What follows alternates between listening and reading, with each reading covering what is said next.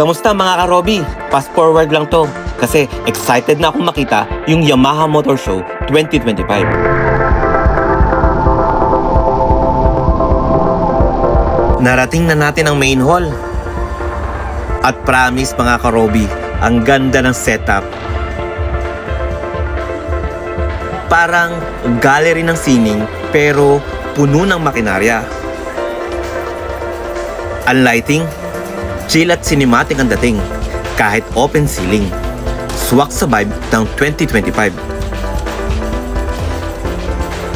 Maraming tao pero iba pa rin yung mga kapwa rider na sumisilip. Makikita natin rito yung iba't ibang bike na sumisimbolo ng evolution ng Yamaha. Mula sa Street Fighter style hanggang sa Adventure Beast. Grabe, parang art exhibition na may tunog ng makina sa background. Ayan na, MT-09, ang dark side of Japan. Feeling ko, artista ako eh.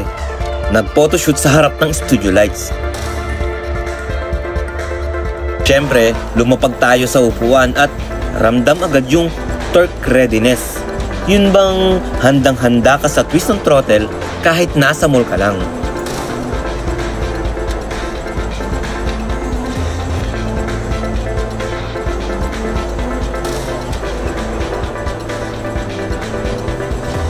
Sunod natin ang MT-10.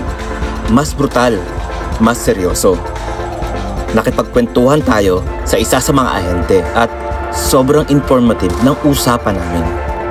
ABS? Check. Quick shifter? Check. Nakakatuwa kasi hindi lang benta-benta to. Networking din. Learn while you ride. Saka ito ang paborito ko, adventure section.